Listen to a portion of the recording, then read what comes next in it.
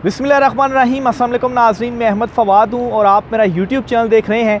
नाज़रीन, 3 बड़ी ख़बरें आपके साथ मैंने शेयर करनी है। सबसे पहला तो ये कि मुकम्मल तौर पर इस वक्त बेबस हो चुकी है शहबाज हुकूमत, ख़ास तौर पर अचकज़ई और असद कैसर ने आज जो कौमी असम्बली इजलास में इनके छक्के छुड़ाए हैं और सारी जो बाजी है वो पलटी है। हाथ पाँव फूल चुके हैं।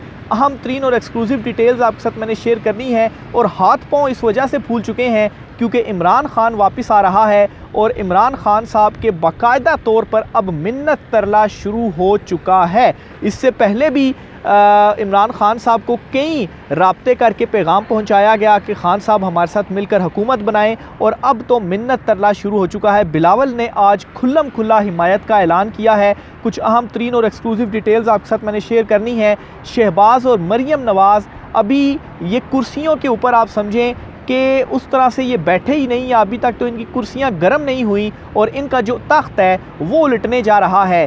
क्या हुआ आज पार्लियामेंट में? ख़ास तौर पर पीटीवी ने क्यों असद कैसर और अचकज़ई की जो तकरीर थी उसे म्यूट किया, लेकिन म्यूट करने का भी कोई फ़ायदा नहीं हुआ। एक्सक्लूसिव डिटेल्स आपके साथ में शेयर करूँगा। दूसरे नंबर पर नाज़रीन, चीफ जस्टिस कादी फ़ाइज़ ईसा साहब बड़े अहम मामले से पीछे हट गए हैं। ये क्या मामला है? सुप्रीम कोर्ट ऑफ पाकिस्तान में इस वक्त क्या चल रहा है, इस पर भी कुछ अहम तरीन और एक्सक्लूसिव डिटेल्स हैं, वो भी आपके साथ मैंने शेयर करनी है। सबसे पहले तो आपको बताता चलूँ कि चुनतखब वज़ीर आज़म शहबाज शरीफ माफ़ कीजिएगा, चुनतखब वज़ीर आज़म शहबाज शरीफ जो हैं वो हल्फ लेने जा रहे हैं आज। और अभी उन्होंने हल्फ लिया नहीं है कि मुसीबत उनके ऊपर आ पड़ी है।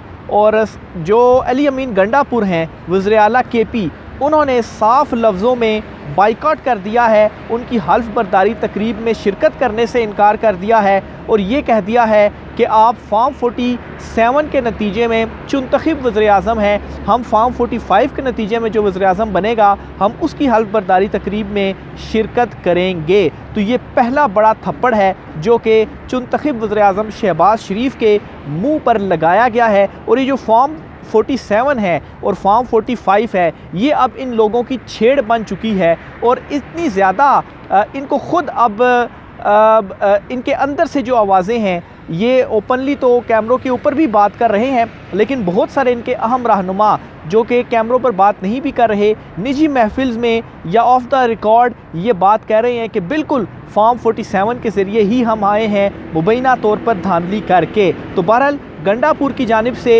ये ऐलान कर दिया गया है कि वो इस चुनतखब वज़ीर आज़म की जो हल्फ बर्दारी तकरीब होगी उसमें शामिल नहीं होंगे। दूसरी तरफ नाज़रीन, रात के महमूद खान अचकज़ई जो हैं उनके घर के ऊपर छापा मारा गया और उस छापे की आज जो पार्लियामेंट का कौमी असम्बली का इजलास हुआ है, इस इजलास में भी जो शदीद मज़म्मत है वो की गई है। छापा क्यों मारा गया? कहानी ये सामने आई कि इन्होंने कोई प्लाट वगैरह के ऊपर कब्ज़ा किया हुआ था, वो कब्ज़ा वागज़ार कराने के लिए छापा मारा गया और इनके कोई एक मुलाजिम थे, उनकी भी जो गिरफ़्तारी है वो हुई। लेकिन वो जो कब्ज़ा था वो तो काफ़ी टाइम से ये मामला चल रहा था। तो आज जब ये वज़ीर सदर के लिए इनको नाम पाकिस्तान तहरीक इंसाफ ने दिया तो तब इनके घर पर जो छापा मारने का मकसद था वो क्या था? तो बहरहाल मज़ीद इनको इससे जो फेम है वो अचकज़ई साहब को मिला है और जिसका नाम सिर्फ इमरान खान साहब से जुड़ रहा है, तो इमरान खान साहब के नाम के साथ नाम जुड़ने की वजह से इन लोगों को भी फेम मिलना शुरू हो गया। मौलाना फजल रहमान या अचकज़ई जो हैं इनकी बात कौन करता था, लेकिन जो ही मौलाना फजल रहमान ने थोड़ा सा स्टांस लिया कि इंतखाबात में धांधली हुई और अचकज़ई ने बात करना शुरू की, तो आप देखें कि इनको पाकिस्तानी अवाम ने भी इनकी हिमायत में वो भी सामने आए हैं और इस वजह से सिर्फ क्योंकि ये इमरान खान साहब की साइड पर बात कर रहे हैं। बहरहाल जी, अचकज़ई साहब उनकी अनाउंसमेंट हुई सदर के लिए, पीटीआई ने हिमायत किया तो उनके घर पर भी छापों का जो सिलसिला है वो शुरू हो गया। बहरहाल आज महमूद खान अचकज़ई और असद कैसर इन दोनों ने पाकिस्तान तहरीक इंसाफ की ना सिर्फ हिकमत अमली वाज़े कर दी बल्कि ये भी बता दिया है कि हवाओं का जो रुख है वो तब्दील हो चुका है। और वो किस तरीके से?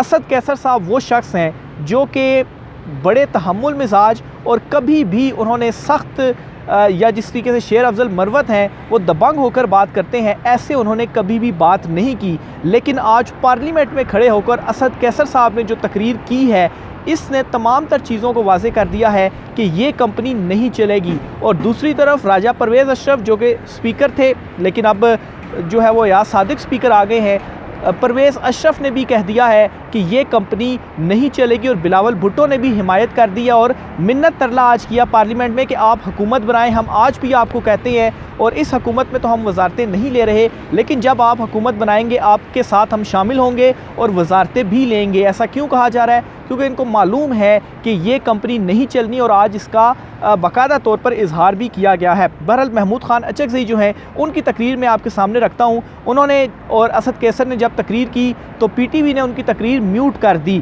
तो इस हद तक इनको खौफ है, इस हद तक इनको डर है कि पार्लियामेंट की तकरीरें भी ये नहीं दिखा पा रहे। बहरहाल महमूद अचकज़ई खान साहब ने आज ये कहा है जी कि पार्लियामेंट की जासूसी हो रही है और मुदाखलत नहीं करनी चाहिए। दो बातें उन्होंने कह दी हैं और ये कहा है कि शहबाज शरीफ ने ये जो हुकूमत बनाई है या मरीम नवाज़ ने जो वोट को इज़्ज़त दो वाला नारा था, इस नारे को दफन करते हुए इन्होंने अपनी जो सियासी कब्र है वो भी बना ली है।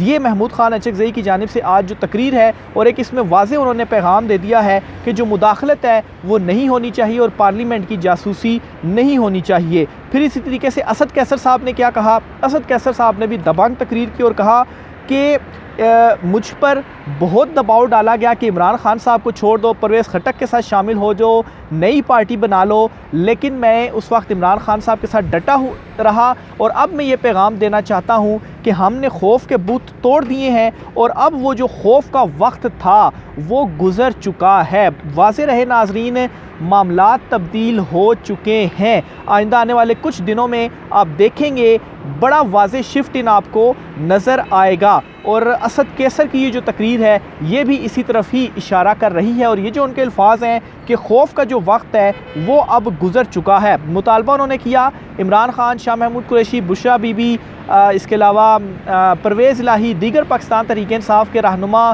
कारकुनान के केसेस जो हैं वो वापस ले लिए जाएं। झूठे केसेस हैं जो कि उन पर बनाए गए हैं। टीवी के ऊपर जो पाबंदी लगाई गई उसके ऊपर उन्होंने बात की कि जो पाबंदी है इससे भी वापस लिया जाए। और आज इसी तकरीर पर उनकी भी जो आवाज़ थी वो PTV की जानिब से म्यूट कर दी गई है, जो कि ये वाज़े ऐलान करता है कि किस कदर ये घबरा चुके हैं। और फिर ना सिर्फ ये बल्कि आज जब शेर अफजल मरवत जो थे वो तकरीर करने लगे तो साथ ही हुकूमती बेंच पर बैठे एक शख्स ने जो है वो कोरम की निशानदेही की कि जी कोरम पूरा नहीं है, यानी कि बंदे पूरे नहीं हैं असेंबली इजलास में। तो असेंबली का जो सेशन था वो मुलतवी कर दिया गया और आज ओवरऑल असेंबली के सेशन की सूरत हाल ये थी कि हुकूमती बेंचेस बिल्कुल खाली थे और ये डरे हुए हैं इवन कि असेंबली में भी आने से कि हम किस तरह से पाकिस्तान तहरीक इंसाफ के उम्मीदवारों को फेस करेंगे, उनकी बातों का जो जवाब है वो कैसे देंगे। तो यहाँ तक ये इस वक्त इनकी जो हालत है वो हो चुकी है।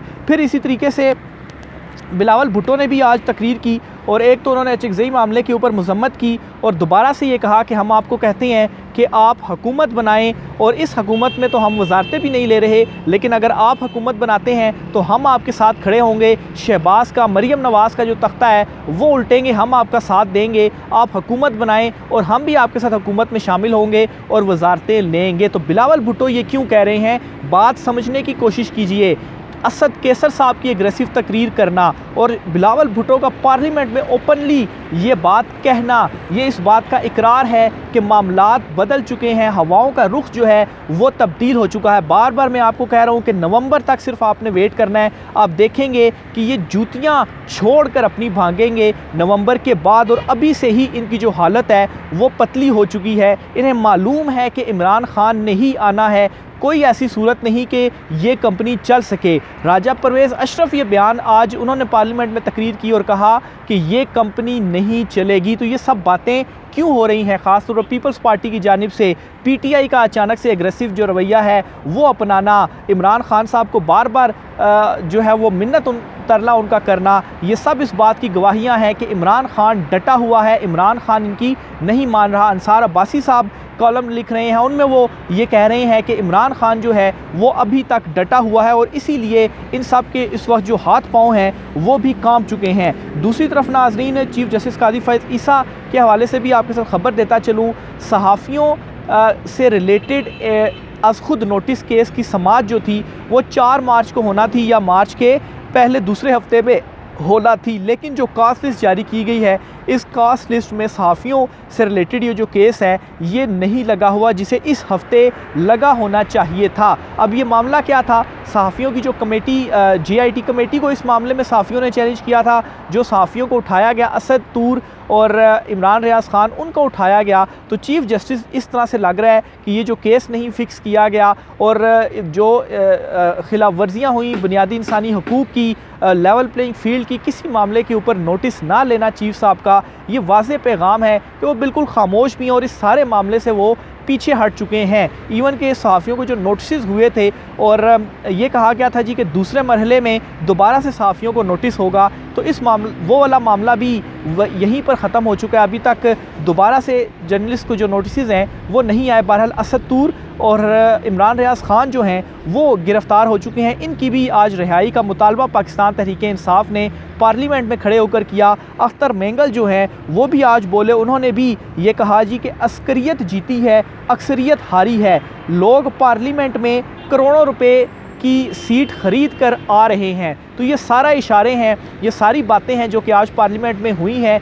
और इसीलिए ये भाग रहे हैं कि अब जो पाकिस्तान तहरीक इंसाफ ने अभी वाज़ेह पॉलिसी अपना ली है कि सड़कों पर भी एहतजाज करना है, पार्लियामेंट में भी इनको नहीं बैठने दिया जाना, तो बड़ी कामयाब ये हिकमत अमली है। चीफ़ जस्टिस कादी फ़ाइज़ ईसा साहब भी बिल्कुल इस मामले के ऊपर सहाफ़ियों के हवाले से इन तमाम तर चीज़ों के ऊपर भी खामोश हैं और लग रहा है जी कि उन्होंने वो बिल्कुल पीछे हट चुके हैं। फिर इसी तरीके से आज सुप्रीम कोर्ट ऑफ पाकिस्तान में एक और अहम तरीन डेवलपमेंट हुई है और जो भुट्टो रेफरेंस था, इस भुट्टो रेफरेंस की भी जो सुप्रीम कोर्ट ऑफ पाकिस्तान में भेजा गया था आज राय महफूज कर ली गई है। तो बिल आखिर 11:30 से शाम तक जो बेंच ये 9 रुकनी बैठ कर समातें कर रहा था, तो समातें मुकम्मल हो चुकी हैं। आज सुप्रीम कोर्ट ऑफ पाकिस्तान से ये भी बड़ी डेवलपमेंट सामने आई है, तो देखते हैं कि इस मामले के ऊपर सुप्रीम कोर्ट ऑफ पाकिस्तान क्या अपनी जो राय है वो देती है। और साबिक वज़ीर-ए-आज़म जुल्फ़िकार अली भुट्टो जो कि फ़ौत हो चुके हैं, उनको इंसाफ दिलाने के लिए जो 9 रुकनी बेंच बैठा हुआ है वो क्या फ़ैसला करता है। लेकिन दूसरी तरफ इस वक्त जो ज़िंदा हैं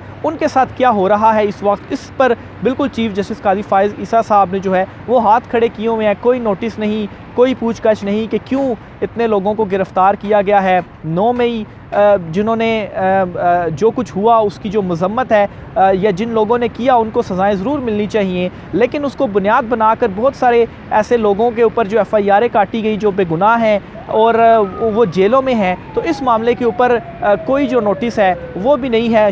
अली अमीन गंडापुर ने तो खैर अनाउंसमेंट की हुई है, 1 हफ़्ते का वक्त दिया हुआ है, 1 हफ़्ता गुजरने के बाद देखते हैं। बहरहाल आज पार्लियामेंट में भी जुडिशल कमीशन बनाने का 9 मई के मामले के ऊपर बिलावल भुट्टो की जानिब से भी जो मुतालबा है वो किया गया है। लेकिन मसला ये है कि निगरान हुकूमत ने ख़ुद इसके ऊपर तहकीकाती कमेटी बनाई थी, वो तहकीकाती कमेटी ने कोई 15 रोज़ में रिपोर्ट देनी थी, लेकिन उसकी रिपोर्ट अभी तक सामने नहीं आई कि इस मामले के ऊपर क्या उन्होंने जो रिपोर्ट है, कौन इसमें मुलविस है, उसकी जो रिपोर्ट है वो दी जाए। तो जो ये इक़्तिदार में बैठ तो चुके हैं, लेकिन ये कुर्सी इनसे ना सिर्फ छीनेगी बल्कि इनकी जो सियासत है वो भी ख़त्म होने जा रही है। दूसरी तो शायद खाकान अब्बासी साहब ने भी जो अपनी पार्टी बना ली है, उसमें भी ज़राए के मुताबिक उन्होंने ऐलान किया अभी, लेकिन उसमें भी नून लीग के बहुत सारे लोग होंगे, उनके साथ वो शामिल होंगे। तो नून लीग आप कहें जी कि मुकम्मल तौर पर खलास हो चुकी है अभी जिस तरफ जो चीज़ें हैं वो जा रही हैं।